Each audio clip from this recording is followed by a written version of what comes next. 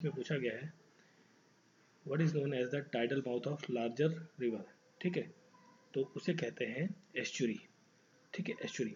और एस्चुरीज कौन कौन सी रिवर्स बनाती हैं? ठीक है, टाइडल माउथ होता है बेसिकली लार्जर रिवर का। ठीक, तो वो बनाती हैं एस्चुरीज। देखिए, दो टर्म यूज होते हैं यहाँ पर, एक होता है एस्चुरी और दूसरा वर्ड होता है डेल्टा। डेल्टा यूज होता है। ठीक है, तो बेसिकली मुहाना कहते हैं हिंदी में इसे।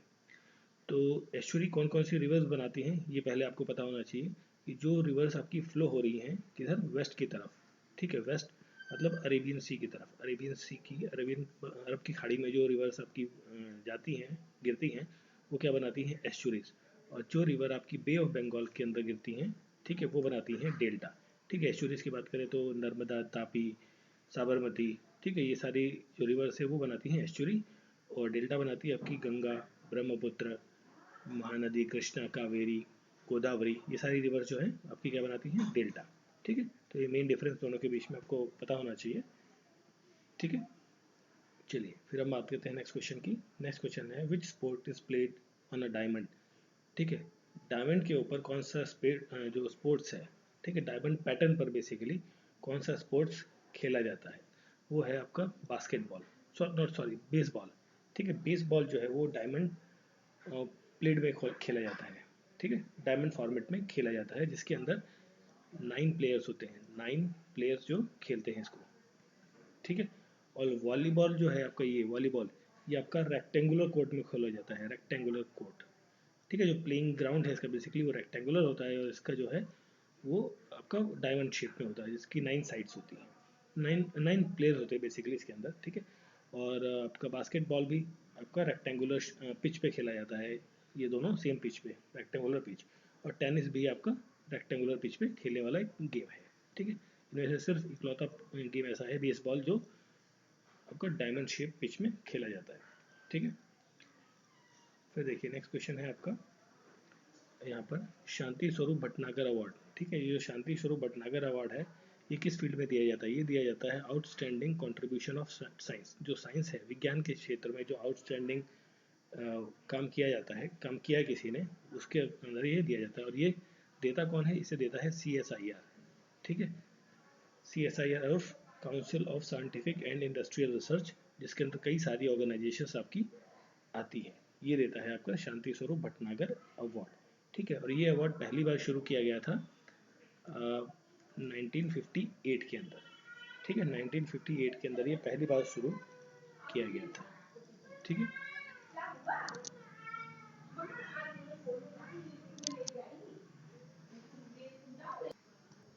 फिर देखिए नेक्स्ट है क्वेश्चन आपका the highest civilian award Bharat Ratna. ठीक है, जो भारत रत्न अवार्ड है ये दिया गया है सिर्फ अब तक 2 फॉरेनर्स को। ठीक है, 2 फॉरेनर्स को दिया गया, एक तो नेल्सन मंडेला है जो कहाँ से हैं? आपके साउथ अफ्रीका से। ठीक है, तो दूसरा व्यक्ति कौन है ये पूछा गया है। ठीक है, वो है अब्दुल गफ़ार खान। ठीक है, अब्दुल गफ़ार खान ये दूसरे व्यक्ति हैं जिन्हें भारत रत्न के, जो भारत का हाईएस्ट सिविलियन अवार्ड है, वो दिया गया है। और ये कब दिया गया था? रिपब्लिक डे के दिन में। ठीक, और इसकी जो शुरुआत हुई थी भारत रत्न अवार्ड देने की, ये हुई थी 2 जनवरी 1954 से। ठीक है, और अब्दुल गफ़ार खान को ये अवार्ड दिला था, कब मिला था? 1987 के अंदर। ठीक है, और नेल्सन मंडेला जो हैं, फिर देखिए, ठीक है, ये तो अब्दुल गफ़ार खान को 1987 के अंदर, और नेल्सन मंडेला को जो भारत रत्न का अवार्ड दिया गया था ये 1990 में दिया गया था। ठीक है, और अगर जो हम बात करें 1954 में इस अवार्ड की शुरुआत की गई थी, तो इसमें सबसे पहले जिन्हें अवार्ड दिया गया था वो थे सर्वपल्ली राधाकृष्णन, उसके बाद सी राजगोपालाचारी और CV रमन। इन 3 लोगों को एक साथ अवार्ड दिया गया था 1954 के अंदर। और जो लास्ट भारत रत्न का अवार्ड जो दिया गया है वो 2019 के अंदर दिया गया। इसमें दिए गए 3 लोगों को, तो पहले थे नानाजी देशमुख।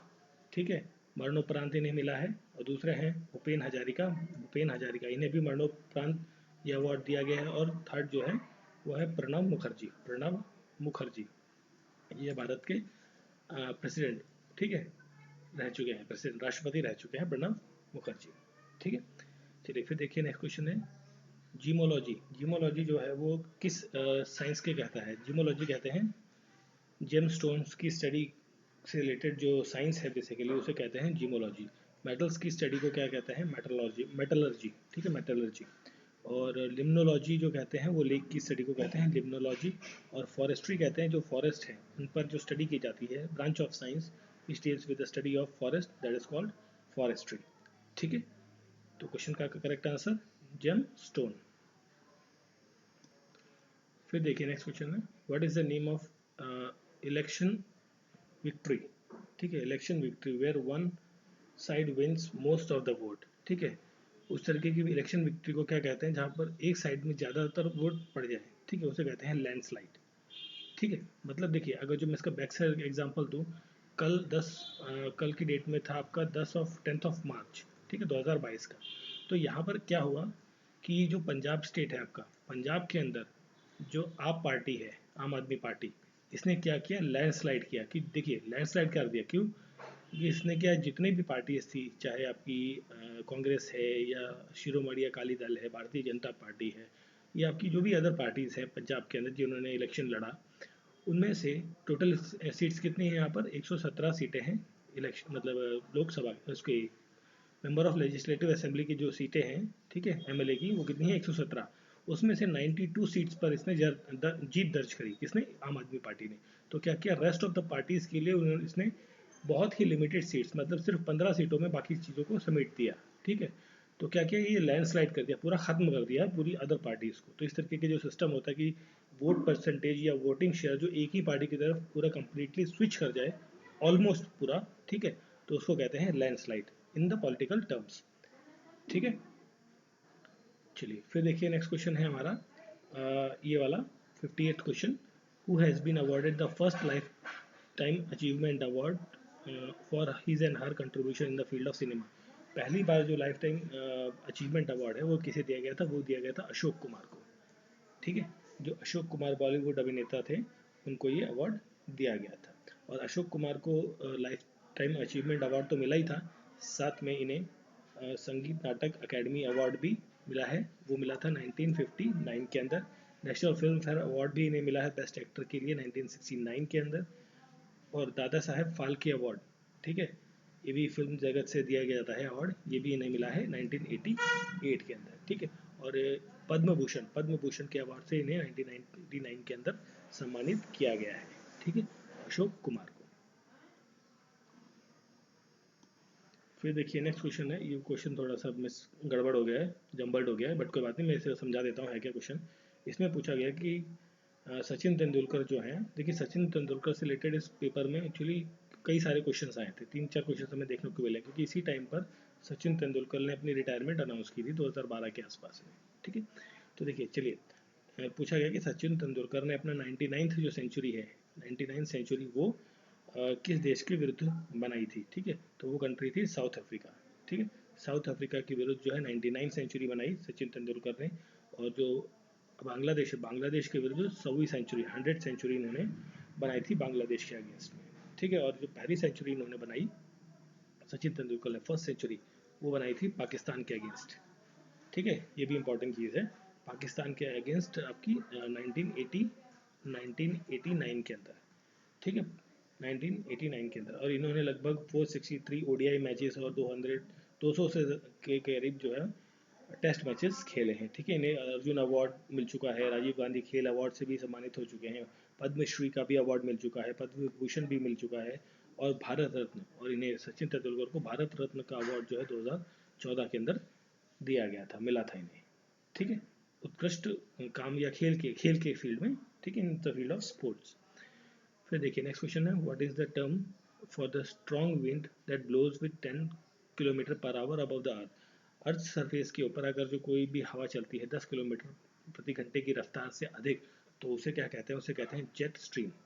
ठीक है, जेट स्ट्रीम वो कहलाती है। ठीक है, जिसके लिए रेंज 10 किलोमीटर तो है, बट एक्चुअली रेंज होती है इसकी 9 to 12, 9 से 12 किलोमीटर प्रति घंटे की रफ्तार से अगर जो कोई हवा चलती है अर्थ सरफेस के ऊपर, तो वो क्या कहलाती है? आपकी जेट स्ट्रीम। ठीक है, चलिए फिर आगे बढ़ते हैं। रत्न अवार्ड इन 1999, 1999 में भारत रत्न का जो अवार्ड है वो किसे मिला? ठीक है, किसे दिया गया?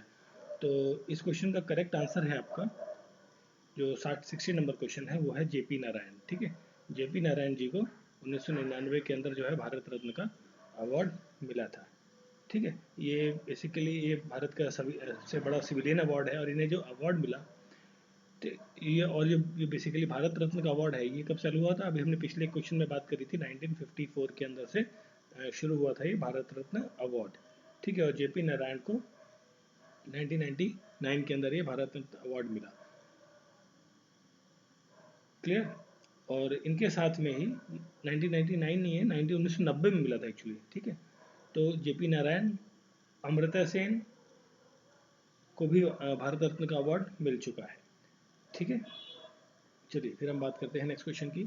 तो the Indian delegation to the world conference on human right was, जो भारत का डेलीगेशन है विश्व स्तर पर जो ह्यूमन राइट्स के बारे में बात करता है, उसमें वो लीड किसी के द्वारा किया गया था? वो लीड किया गया था डॉक्टर मनमोहन सिंह के द्वारा। ठीक है, मनमोहन सिंह जो आपके पूर्व 2004 से लेके 14 तक के जो प्रधानमंत्री थे भारत के।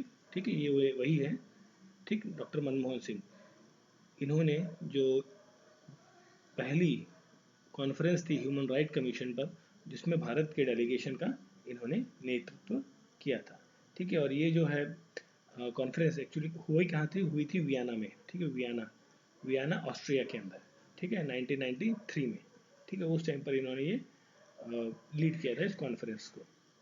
ठीक है, और international human rights day, world की बात कर रहे हैं तो इंटरनेशनल ह्यूमन राइट्स डे मनाया जाता है आपका 10 दिसंबर को, 10 दिसंबर को हर साल मनाया जाता है। ठीक है, फिर देखिए नेक्स्ट क्वेश्चन है, of the following president of USA who represent the democratic party. ठीक है, इसमें से पूछा गया कि वो डेमोक्रेटिक पार्टी से संबंधित कौन से नेता थे। ठीक है, जो यूएस के प्रेसिडेंट बने वो थे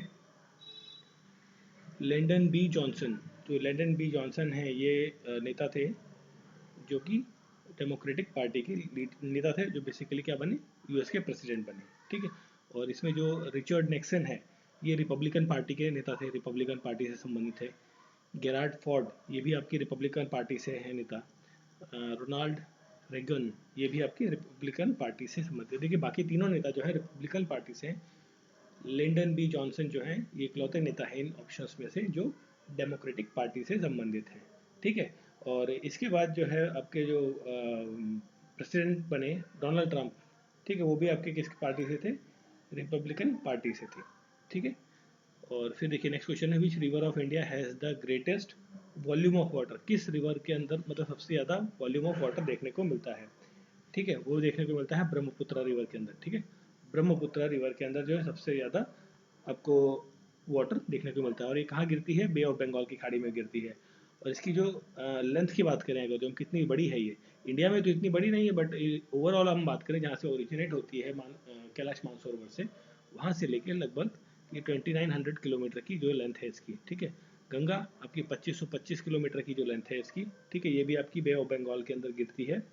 ठीक है, गंगोत्री ग्लेशियर से शुरू होती है, और जो आपकी ब्रह्मपुत्रा है ये शुरू होती है आपकी, ओरिजिनेट होती है चेन योंगडोंग ग्लेशियर तिब्बत से। ठीक है, नर्मदा आपकी कहाँ से ओरिजिनेट होती है? अमरकंटक प्लेटू से, जो कि 1312 किलोमीटर की लेंथ की है लगभग। और नीचे थोड़ा सा दिख नहीं रहा है, बता देता हूँ क्या लिखा हुआ है, गोदावरी लिखा हुआ है यहाँ पे। ठीक है, जो गोदावरी है त्र्यंबकेश्वर प्लेटू से ये भी शुरू होती है महाराष्ट्र के अंदर से, जो कि 1465 किलोमीटर की लेंथ है। ठीक है, ये आपकी बे ऑफ बंगाल में गिरती है। देखिए इसमें से जो नर्मदा रिवर है ये कहाँ कहाँ गिरती है? अरेबियन सी के अंदर गिरती है, और अरेबियन सी में गिरने के साथ साथ ये बनाती है आपकी एस्चुरी। ठीक है, एस्चुरी बनाती है आपकी नर्मदा रिवर, और बाकी जो रिवर्स हैं आपकी वो क्या बनाती हैं? ये बनाती हैं आपकी वो डेल्टा। ठीक है,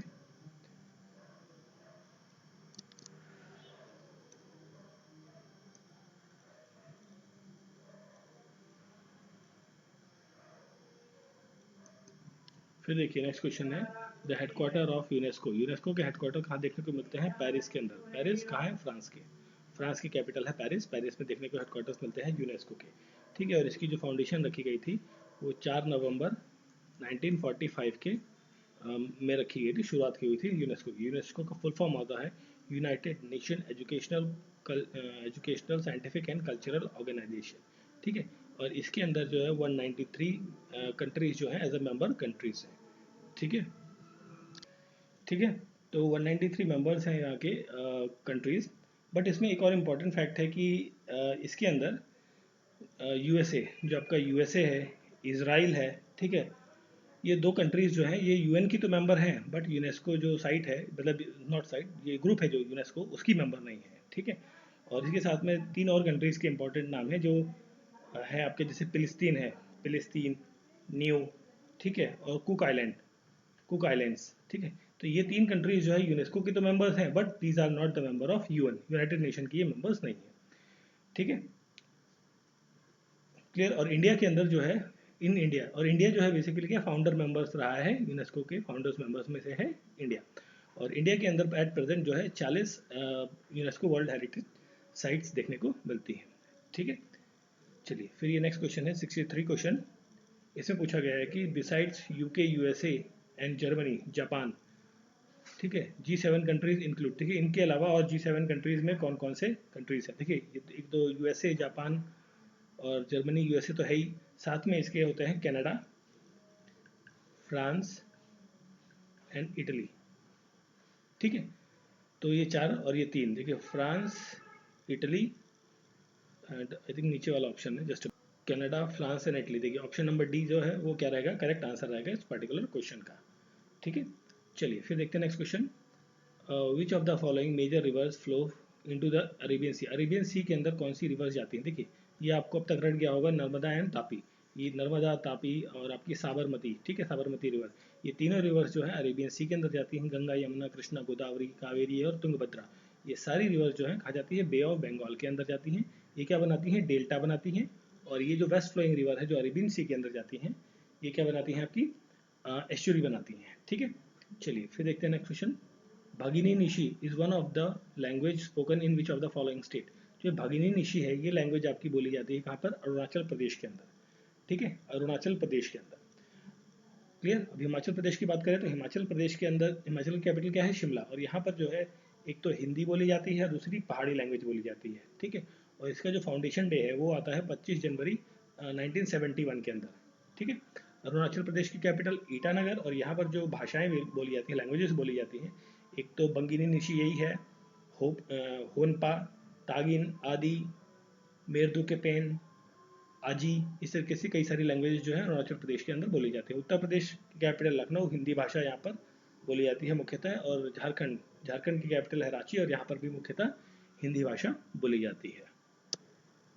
फिर देखिए नेक्स्ट क्वेश्चन है, the brass gets discoloured because of the presence of which of the following gas, ठीक है, इन एयर। कौन सी गैस जो एयर में मौजूद होगी जिसकी वजह से ब्रास जो है वो क्या, जो ब्रास मेटल है, मटेरियल है, वो क्या बन जाता है, कलरलेस बन जाता है, जो डिसकलर्ड हो जाता है। बेसिकली जो कलर है उसका कलर चेंज हो जाता है, वो होती है हाइड्रोजन सल्फाइड।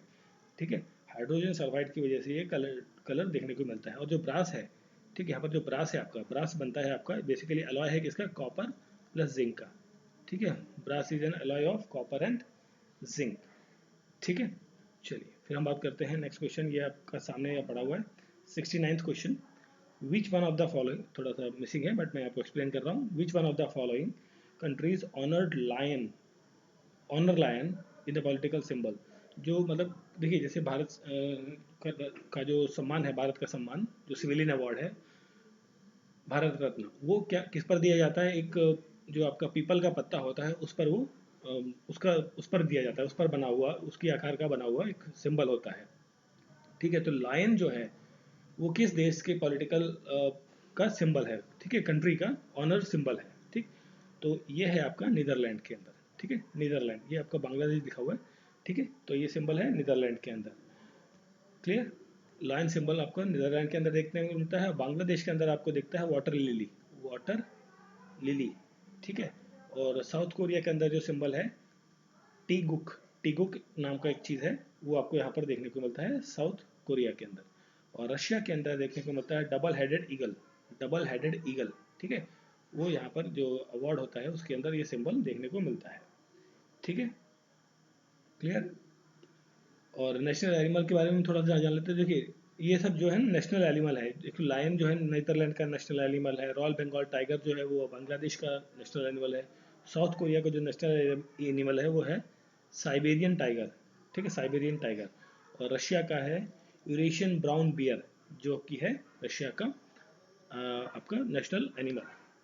फिर देखिए नेक्स्ट क्वेश्चन है। नेक्स्ट क्वेश्चन में पूछा गया ओलंपिक गेम्स 2012 जो हुए वो किस प्लेसेस कहाँ पर हुए, ठीक है। 2012 के जो ओलंपिक गेम्स थे कहाँ पर आयोजित किए गए, वो आयोजित किए गए थे लंदन में, ठीक है, यूनाइटेड किंगडम की राजधानी लंदन में। और पहली बार जो है ओलंपिक एथलीट्स जो हुए थे वो हुए थे 1896 के अंदर, 1896 के अंदर। और इंटरनेशनल ओलंपिक कमेटी OIC, ठीक है, जिसका स्थापना हुई थी 1894 के अंदर, ठीक है। और इसके जो हेडक्वार्टर्स हैं कहाँ पर देखने को मिलते हैं ओलंपिक गेम्स के, ये आपके स्विट्जरलैंड के अंदर। स्विट्जरलैंड में एक जगह है लाओसे लाओ लाओसेनेस, लाओसेनेस नाम की एक जगह है स्विट्जरलैंड में, वहाँ पर। और करेंटली जो एशियन गेम्स के जो हेड हैं, बेसिकली इसको ऑर्गेनाइज करने वाली जो कमेटी उसके हेड जो हैं वो हैं थॉमस बैच, ठीक है, थॉमस बैच। क्लियर। देखिए ये तो आपके हो गए 2012 के। अगर जो हम बात करें 2016 के, 2016 के अंदर जो हुए ओलंपिक गेम्स, ये हुए थे रियो डी जेनारियो ब्राज़ील के अंदर। 18 और 16 के बाद 20 में हुए, 20 में होने थे Tokyo Olympics, Tokyo Olympic Japan के अंदर, ठीक है, जो कि 21 में कंडक्ट कराए गए थे। और उसके बाद 24 के जो ओलंपिक गेम्स है वो होने हैं फ्रांस में, पेरिस, फ्रांस पेरिस में। और 28 के लॉस एंजलिस जो USA में है वहाँ पर होने हैं, ठीक है, क्लियर। चलिए फिर हम बात करते हैं नेक्स्ट क्वेश्चन की। Wrestling is the elected symbol of which of the following political party. देखिए किस पॉलिटिकल पार्टी का जो रेसलिंग है, बेसिकली जो कुश्ती होती है उसका पॉलिटिकल सिंबल है, ठीक है। तो ये है आपका लोक सत्ता पार्टी का, लोक सत्ता पार्टी जो है उसका पॉलिटिकल सिंबल है रेसलिंग, ठीक है। असम गानो परिषद, इसका जो ये पॉलिटिकल पार्टी जो है इसकी स्थापना हुई थी 1985 के अंदर, असम के अंदर है ये, ठीक है। और इसका जो पॉलिटिकल सिंबल है, बेसिकली पॉलिटिकल सिंबल में एलिफेंट देखने को मिलता है इसमें, ठीक है, एलिफेंट। लोक शक्ति पार्टी हमने बात कर ली, रेसलिंग के बाद है। और इसकी जो फाउंडेशन रखी गई थी, फाउंडर थे इसके वो थे जयप्रकाश नारायण, JP नारायण, ठीक है। और आपकी जो है लोक जनशक्ति पार्टी, ठीक है, ये बिहार की पार्टी है, रामविलास पासवान इसके अध्यक्ष, मतलब फाउंडेशन रखी थी। और इसके अंदर जो सिंबल है वो बंगलों का है, बंगलों का सिंबल है इसके अंदर। मणिपुर पीपल्स पार्टी, ठीक है, MPP, ये मणिपुर की है। इसके अंदर बाइसाइकिल, जो साइकिल है आपकी, जो समाजवादी पार्टी का भी सिंबल, पार्टी पॉलिटिकल सिंबल है, उसके अंदर भी साइकिल है। और ये आपका मणिपुर पीपल्स पार्टी है, इसके अंदर भी ये सिंबल देखने को मिलता है, ठीक है। चलिए फिर हम बात करते हैं next question. 16th sharks, sharks, ठीक है, नहीं नॉट शार्क्स नहीं है ये, एस नहीं, ये सार्क ही एक्चुअली, ये कुछ मिसप्रिंटिंग हो गई है यहाँ पे, शार्क होगा ये, ठीक है, शार्क। 16वीं शार्क समिट जो है वो किस साल में हुई है, ठीक है, ये पूछा गया। तो 16वीं हुई थी आपकी, हेल्ड जो है 2010 के अंदर, ठीक है। सार्क का फुल फॉर्म होता है south Asian association for regional corporation, जिसके अंदर 8 मेंबर कंट्रीज हैं, 8 मेंबर कंट्रीज हैं, ठीक है। वो कौन कौन सी हैं? अफगानिस्तान, बांग्लादेश, भूटान, इंडिया, मालदीव्स, ठीक है, एंड श्रीलंका, ठीक है। ये सारी क्या है इसकी मेंबर कंट्रीज। और इसकी जो फाउंडेशन रखी गई थी, शुरुआत हुई थी 1985 के अंदर हुई थी। और इसका जो हेडक्वार्टर है वो कहाँ देखने को मिलता है? ढाका, बांग्लादेश में, ठीक है। चलिए फिर बात करते हैं नेक्स्ट क्वेश्चन की। Who is the chief justice of supreme court of India, ठीक है। देखिए जब ये पेपर आया था उस टाइम पर जो चीफ जस्टिस थे वो थे दलबीर भंडारी, ठीक है, दलबीर भंडारी, ठीक है। और एट प्रेजेंट की बात करें तो एट प्रेजेंट जो है चीफ जस्टिस ऑफ इंडिया कौन है? वो हैं SV रमन्ना, ठीक है, रमन्ना। चलिए फिर हम बात करते हैं next question. On which river is built Hirakud dam, Hirakud dam किस रिवर के किनारे बना है? ये है महानदी के किनारे, एक मल्टीपर्पज डैम है उड़ीसा के अंदर, ठीक है, महानदी पे बना हुआ है हीराकुंड डैम, ठीक है। अगर जो हम कुछ और डैम्स के बारे में बात करें तो जैसे आपको दुधवा डैम है, ठीक है, दुधवा डैम, दुधवा डैम कहाँ पर है? छत्तीसगढ़, छत्तीसगढ़ के अंदर है, महानदी रिवर पर ये भी बना हुआ है। कृष्णा सागर, कृष्णा राजा सागर जो डैम है कर्नाटक के अंदर है, कावेरी रिवर पे, कावेरी रिवर पे, ठीक है। और कावेरी रिवर पर एक मिटूर डैम भी है, मिटूर डैम, मिटूर डैम आपका तमिलनाडु में है, ठीक है। और सरदार सरोवर डैम जो है आपका नर्मदा पे है, सरदार सरोवर डैम नर्मदा गुजरात के अंदर है। इंदिरा सागर डैम मध्य प्रदेश में है, वो भी आपका नर्मदा रिवर पर है, इंदिरा सागर डैम। बागरी डैम मध्य प्रदेश में है, नर्मदा रिवर पर, मध्य प्रदेश के अंदर ये भी है, ठीक है। तो ये कुछ डैम्स हैं चलिए फिर आगे देखते हैं नेक्स्ट क्वेश्चन। कमारा मलसेफ वारी, कमाला मलसेफ वारी, ठीक है, वारी is related to which of the following sports, किस स्पोर्ट्स से संबंधित है ये, ठीक है, ये है वेट लिफ्टिंग से, ठीक है, वेट लिफ्टिंग प्लेयर है। अगर जो हम बात करें कुछ प्लेयर्स के बारे में, तो जैसे famous player in kabaddi, kabaddi के बारे में अगर जो बात करें तो उसमें प्लेयर हैं अनूप कुमार, मंजीत चिल्लर, प्रदीप नरवाई, राहुल चौधरी, अजय ठाकुर, सुरेंद्र नड्डा एंड दीपक निवास हुड्डा, ठीक है, ये सब क्या है, कबड्डी प्लेयर्स हैं, इंपॉर्टेंट प्लेयर्स हैं, नाम मैं आपको बता रहा हूँ, आप सुन लीजिए, ध्यान रखिए, अगर जो एग्जाम में आता है तो आप कर सकते हैं आसानी से। फेमस वेट लिफ्टिंग प्लेयर के बारे में बात करें तो जेरेमी लेंगुआ, प्रदीप सिंह, मीराबाई चानू एंड करनाम मलेश्वरी, जो आपके फर्स्ट इंडियन वुमेन है जिन्होंने ओलंपिक्स के अंदर जो इनाम दिया हुआ है, कर्मा मलेश्वरी, इन्होंने फर्स्ट वुमेन इंडियन वुमेन है जिन्होंने ओलंपिक्स में मेडल जीता था, ठीक है। और फेमस आपका जो ये रेसलिंग है, रेसलिंग के अंदर जो फेमस प्लेयर है सुशील कुमार, साक्षी मलिक, विनेता फोगाट, योगेश्वर दत्त, आपका कविता देवी, बबीता कुमार फोगाट, ठीक है, ये सब कुछ प्लेयर्स हैं जो रेसलिंग से संबंधित हैं, ठीक है। तो क्वेश्चन का करेक्ट आंसर है वेट लिफ्टिंग। फिर आपका ये क्वेश्चन रह गया 72। तो bicycle is an election symbol on which of the following particle, देखिए अभी हमने बात करी एमपीपी, जो आपका मणिपुर नहीं, सॉरी मणिपुर नहीं, मणिपुर में तो एलिफेंट है, ये आपका लोक जनशक्ति पार्टी, इसके अंदर भी आपको बाइसाइकिल देखने को मिलती है, ठीक है। और दूसरा बाइसाइकिल आपको कहाँ देखने को मिलती है, रामविलास पासवान की पार्टी है ये, लोक जनशक्ति पार्टी, एलजेपी कहते हैं इसे। और जो समाजवादी पार्टी है, ठीक है, जिसके अध्यक्ष अखिलेश यादव हैं, उनकी पार्टी का जो सिंबल है उसमें भी साइकिल आपको देखने को मिलती है, ठीक है। और जो यहाँ पर तेलुगु देशम पार्टी है, तेलुगु देशम पार्टी आंध्र प्रदेश और तेलंगाना के अंदर है, और जिसके जो अध्यक्ष थे वो एनटी रामाराव थे, और इनकी जो पार्टी का सिंबल है इसमें भी आपको बाइसाइकिल देखने को मिलती है, बाइसाइकिल देखने को मिलती है तेलुगु देशम पार्टी के अंदर। और एक और पार्टी है Jammu Kashmir and national panther party, इस पार्टी के सिंबल में भी आपको बाइसाइकिल देखने को मिलती है, ठीक है। और इसकी जो फाउंडेशन रखी गई थी वो रखी थी भीम सिंह ने, ठीक है, भीम सिंह। चलिए फिर देखिए नेक्स्ट क्वेश्चन, ये करंट अफेयर का क्वेश्चन है बेसिकली। तो इस क्वेश्चन के according the governor of Madhya Pradesh वो कौन है, राम नरेश यादव, ठीक है, राम नरेश यादव गवर्नर थे मध्य प्रदेश के। और ये गवर्नर कब से कब तक थे, ये 2011 से लेकर 16 तक के बीच में ये मध्य प्रदेश के गवर्नर थे, ठीक है। चलिए फिर आगे देखते हैं एसएपी, एसएपी का फुल फॉर्म क्या होता है, ये आपका 74 नंबर का क्वेश्चन है। एसएपी का फुल फॉर्म होता है स्पेशल असिस्टेंट प्रोग्राम, ठीक है, स्पेशल असिस्टेंट प्रोग्राम जो है इसका फुल फॉर्म होता है, ठीक है। और इसको इनिशिएट किया गया था 1969 के अंदर, 1963 के अंदर, ठीक है, bye UGC, university grant commission के द्वारा इसको इनिशिएट किया गया था, on the recommendation of education commission के द्वारा, उसकी रिकमेंडेशन पर इसकी जो है स्थापना रखी गई थी। विच of the following is the biggest planet, तो ये सबसे बड़ा प्लैनेट कौन सा है आपको पता है, वो कौन सा है, जुपिटर है, ठीक है, सबसे बड़ा प्लैनेट है सोलर सिस्टम के अंदर हमारे, ठीक है। चलिए फिर देखिए नेक्स्ट क्वेश्चन है, how many MLAs were disqualified and expel from Andhra Pradesh assembly in March 2012, current affair का क्वेश्चन है बेसिकली। आंध्र प्रदेश की जो एमएलए असेंबली थी उसमें से कितने मेंबर्स को अंडर जो डिस्क्वालीफाई किया गया था, ठीक है, तो वो मेंबर्स थे आपके 16 मेंबर्स, ठीक है, 16 मेंबर्स को डिस्क्वालीफाई किया गया था, ठीक है, उनके खिलाफ जो है वो एंटी डिफेक्शन लॉ लगा था बेसिकली, ठीक है। फिर देखिए नेक्स्ट क्वेश्चन है, Sohra is the original name of which of the following place, तो सोहरा कहा जाता है चेरापूंजी को, ठीक है, ओरिजिनल नेम जो है वो चेरापूंजी जो जगह है आपका उसको कहा जाता है मेघालय के अंदर, ठीक है। और ये कहाँ पर सिचुएटेड है, ईस्ट खासी हिल्स जो है वहाँ पर देखने को मिलता है, सोहरा चेरापूंजी का नाम कहा जाता है, ठीक है। अब देखिए चेरापूंजी की बात आई, ठीक है, तो अगर जो हम बात करें सबसे ज़्यादा रेनफॉल यहाँ पर देखने को मिली है, आपको मिलती थी, ठीक है। और सिक्किम जो है, सिक्किम सिक्किम, ठीक है, यहाँ की कैपिटल क्या है, गंगटोक, ठीक है, गंगटोक। प्रेम सिंह तमांग जो है यहाँ पर सीएम है। और मणिपुर की बात करें तो मणिपुर के अंदर एन बीरेन सिंह की सरकार है, इम्फाल कैपिटल है यहाँ पर, ठीक है। चलिए फिर हम बात करते हैं नेक्स्ट क्वेश्चन की। तो which of the following is the widest of the broad gauge used in the Indian railway network, ठीक है। तो उसका जो ब्रॉड गेज में जो यूज़ किया जाता है ट्रैक के बीच में जो गैप होता है, दो, ये ट्रैक है आपका, एक लाइन है, दूसरी ये लाइन है, बीच में स्लीपर्स है, तो इन दोनों के बीच का जो गैपिंग है ठीक है।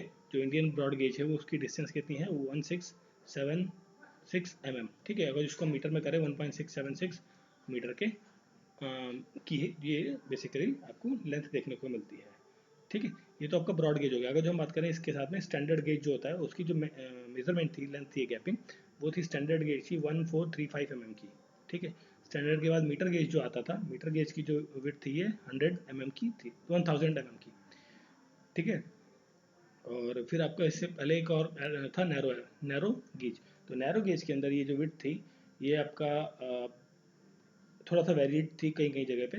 ये 762 एंड 610 mm के आसपास में ये देखने को मिली थी, ठीक है। कुछ कुछ एरियाज में इतनी 610 थी, और ही 610 थी आपकी हिली एरियाज में, और 762 आपकी जो नॉर्मल प्लेन एरियाज है वहाँ देखने को मिलती थी, ठीक है।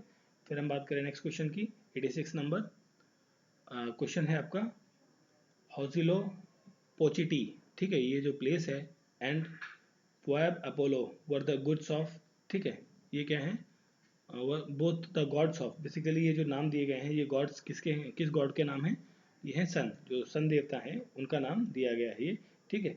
और ये जो पोएब्स अपोलो, ये कहा जाता है रोमन भाषा में, सॉरी रोमन नहीं, ग्रीस एंड रोमन भाषा में, ग्रीस एंड रोमन भाषा में इसे कहा जाता है, ठीक है। और जो हुजली पोटली है ये नाम कहा जाता है आपका एथिक्स में, नहीं, एजेटिक में, एजेटिक रीजन के अंदर, ठीक है, एजेटिक रीजन के अंदर ये नाम लिया जाता है, ठीक है। फिर नेक्स्ट क्वेश्चन है, what is the colour of the flame produce by burning natural gas. Natural gas जब जलती है तो उसमें कौन सा कलर देखने को मिलता है, ब्लू कलर, ठीक है। जब गैस जलती है तो ब्लू कलर देखने को मिलता है, ठीक है। तो जो एलपीजी होती है उसके अंदर मोस्टली क्या है, प्रोपेन आपको देखने को मिलती है, जिसकी वजह से ब्लू कलर दिखता है। नेचुरल गैस और एक देखिए एलपीजी के अंदर जो है, एलपीजी लिक्विफाइड पेट्रोलियम गैस, इसके अंदर आपका प्रोपेन मिलेगा मैक्सिमम, और जो आपका नेचुरल गैस है उसके अंदर आपको मिलेगा मीथेन, ठीक है, एलपीजी नेचुरल, और ये आपको येलो और रेड कलर में देखने को मिलता है कई बार, ठीक है, ये ब्लूइश कलर होता है बेसिकली, ठीक है। फिर देखिए नेक्स्ट क्वेश्चन है हमारा, इसमें पूछा गया है कि in which of the state Raxaul airport situated. जो रक्सौल एयरपोर्ट है वो कहाँ पर है, देखिए रक्सौल आपका बिहार के अंदर एक जगह है, प्लेस है, बिहार और नेपाल और उत्तर प्रदेश का एक बॉर्डर एरिया है, तो वहाँ पर जो ये एयरपोर्ट आपको देखने को मिलता है, ठीक है, बिहार के अंदर। बेसिकली ये ईस्टर्न चंपारण का प्लेस है, ठीक है, ईस्टर्न चंपारण, क्लियर। फिर हम देखिए नेक्स्ट क्वेश्चन है हमारा इसी में 84th नंबर यहाँ पे, ठीक है। Who was the recipient of Bharat Ratna in 2001 in arts. 2001 के अंदर आर्ट्स के फील्ड में इनमें से किसको भारत रत्न का अवार्ड मिला था, ठीक है, वो मिला था लता मंगेशकर को, ठीक है, जिनका अभी हाल ही में स्वर्गवास हो गया है, ठीक है, स्वर कोकिला के नाम से इन्हें जानते हैं हम, ठीक है।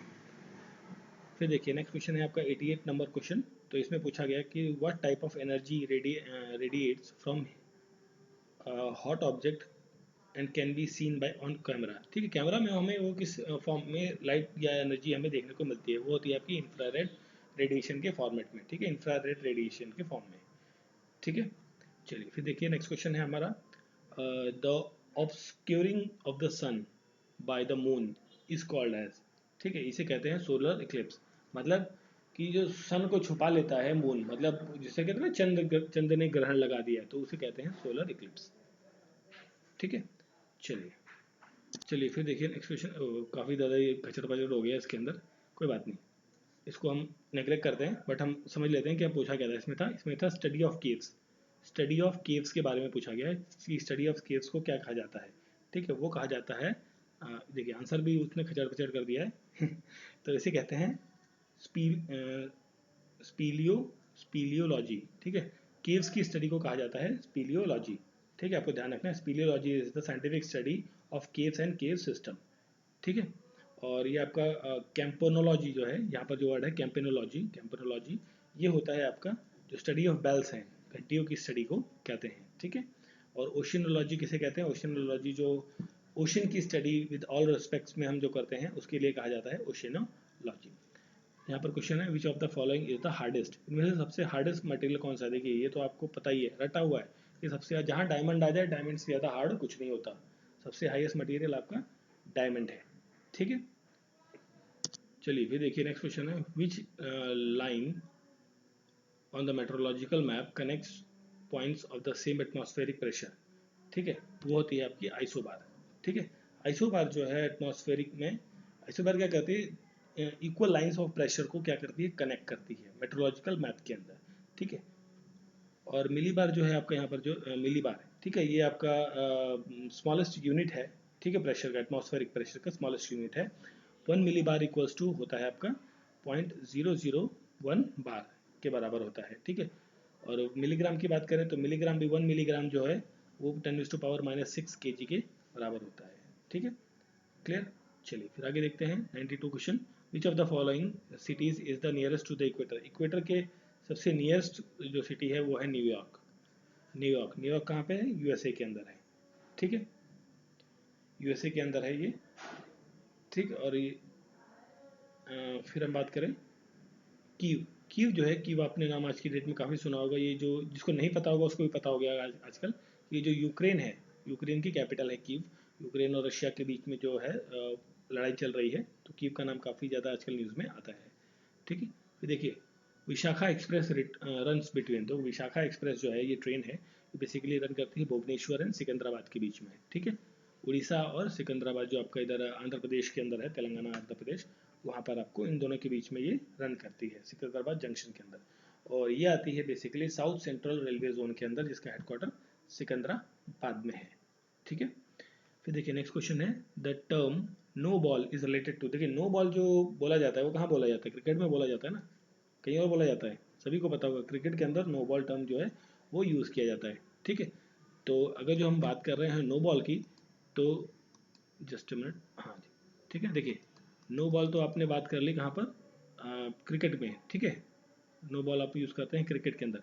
तो और भी कुछ टर्म्स हैं, जैसे डेड बॉल है, बाउंस है, wide ball, bye, carrom ball, dunk, ठीक है, इस तरीके के जो टर्म्स है वो आपके क्रिकेट में यूज़ किए जाते हैं। वॉलीबॉल के अंदर आपका S, attacker, Jost, pipe, roof, shank, triple block, इस तरीके के जो टर्म्स हैं वो वॉलीबॉल के अंदर इस्तेमाल होते हैं।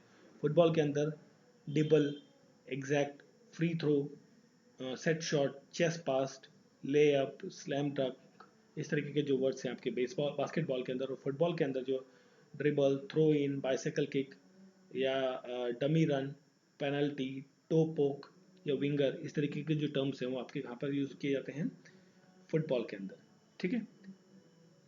फिर देखिए नेक्स्ट क्वेश्चन है हमारा, which of the following city is nearest to the south pole, south pole के सबसे पास में कौन सा शहर है इनमें से, साउथ पोल के पास, not south pole, nearest to the south pole, जाहिर सी बात है साउथ पोल के बारे में बात करें, सबसे इंडिया के सारे शहर हैं, इंडिया में सबसे ज़्यादा नीचे की तरफ कौन है, कन्याकुमारी। तो करेक्ट आंसर क्या हो गया आपका, कन्याकुमारी, ठीक है। चलिए फिर हम बात करते हैं number of MPs in Lok Sabha, MP कितने हैं लोकसभा के अंदर, वो हैं आपके 543 एमपीज जो हैं वो किसके अंदर है, लोकसभा के अंदर है। और राज्यसभा के अंदर है 245 मेंबर्स, ठीक है, क्लियर। चलिए फिर हम बात करते हैं नेक्स्ट क्वेश्चन, ये हमारा 98 नंबर क्वेश्चन है। तो मुंबई इंडियंस कैप्टन 2012, ठीक है, काफ़ी पुराना करंट अफेयर का क्वेश्चन है। तो 2012 के अंदर हरभजन सिंह जो थे मुंबई इंडियंस के कैप्टन थे, ठीक है, मुंबई इंडियंस के कैप्टन, ठीक। चलिए फिर हम बात करते हैं पीएसएलवी, पीएसएलवी का मतलब क्या होता है, फुल फॉर्म क्या होता है पीएसएलवी का, पीएसएलवी का फुल फॉर्म होता है polar satellite launch vehicle, first option is correct answer, polar satellite launch vehicle is the full form of PSLV. फिर देखिए नेक्स्ट क्वेश्चन है आपका, ये लास्ट क्वेश्चन है और ये वाला भी बचा हुआ है, 2 क्वेश्चन बचे हुए हैं इसमें। देखिए आपको मिल गया नंदा देवी, जहाँ मैंने आपको कितनी बार, कई बार बोला है कि जहाँ आपको नंदा देवी मिल जाए आपको आंख बंद करके उत्तराखंड में चले जाना है, ठीक है। नंदा देवी माउंटेन कहाँ पर है, उत्तराखंड। नंदा देवी आपका नेशनल पार्क, माउंटेन, कुछ भी आपको नंदा देवी के नाम पे मिले वो आपको सीधा ले जाता है कहाँ पर, उत्तराखंड के अंदर, ठीक है, ये उत्तराखंड में, ठीक है। और यहाँ की जो हाईएस्ट पीक है बेसिकली उत्तराखंड की, पीक उत्तराखंड की हाईएस्ट पीक है।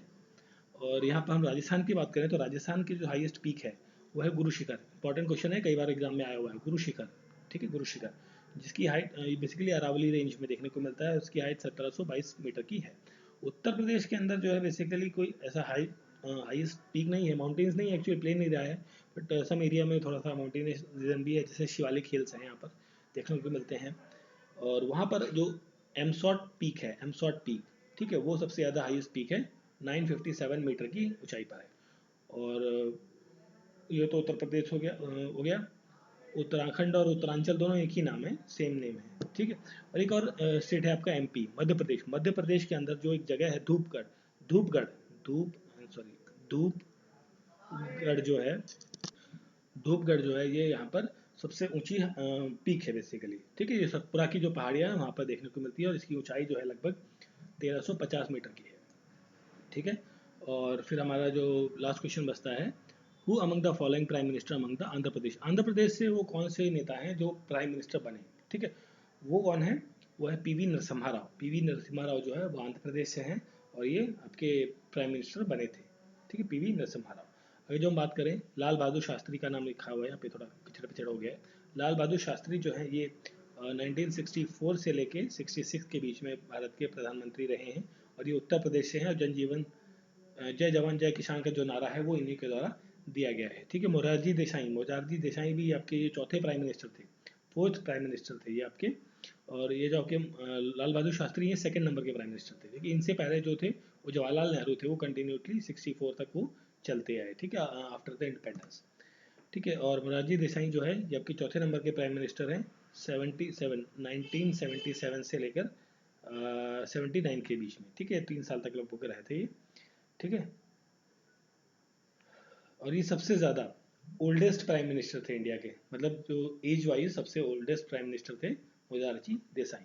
और जो ये आपका गुजराली लाल नंदा, GL नंदा, गुजराली लाल नंदा हैं, ये भी आपके प्राइम मिनिस्टर रहे हैं, but he was the interim prime minister. 2 बार रहे हैं 13 दिनों के लिए, 13 दिनों के लिए, ठीक है। मतलब कोई लंबा कार्यकाल इन्होंने नहीं फेस किया है, क्योंकि देखिए ये पहली बने थे, देखिए जब पहली बार जो जवाहरलाल नेहरू की मृत्यु हुई थी उसके बाद जब ये 64 में बनाए गए थे गुजराली लाल नंदा को प्राइम मिनिस्टर 13 दिन के लिए, उसके बाद फिर जब ये आपके सेकंड प्राइम मिनिस्टर थे लाल बहादुर शास्त्री, इनकी जब मृत्यु हुई 66 के अंदर, तब इनको बनाया गया था वापस से गुजराली लाल नंदा को प्राइम मिनिस्टर, फिर से वापस से 13 दिन के लिए, ठीक है। और इन्हें भारत रत्न का अवार्ड भी मिला है 1997 के अंदर, ठीक है। तो ये थे एक्चुअली हमारे जो BPSC Bihar public service commission का जो पेपर हुआ था आपका, जस्ट मिनट, हाँ, BPSC का बिहार पब्लिक सर्विस कमीशन का AE का जो असिस्टेंट इंजीनियर का पेपर हुआ था 2012 के अंदर, जिसके अंदर पेपर थर्ड जो GS का पार्ट आता है उसका डिटेल सॉल्यूशन तो नहीं, बट हाँ मैं कहूँगा कि थोड़ा सा सॉल्यूशन और थोड़ी सी एक्सप्लेनेशन हमने करी है, क्योंकि इसका एग्ज़ाम जो है आपका बस आ ही गया है, कल से आपका एग्ज़ाम है ना। तो जो आपका एग्ज़ाम कल से स्टार्ट हो रहा है वो आपका 1/2019 एडवर्टाइजमेंट नंबर 1/2019 का एग्ज़ाम स्टार्ट हो रहा है। तो all the best for your exam. और अगर जो आपको वीडियो अच्छा लग रहा है तो प्लीज़ लाइक, सब्सक्राइब और बेल आइकन जरूर प्रेस करें और अपने फ्रेंड्स के बीच में, कलीग्स के बीच में से शेयर करें। मिलते हैं फिर किसी और नेक्स्ट वीडियो में। Thank you for watching.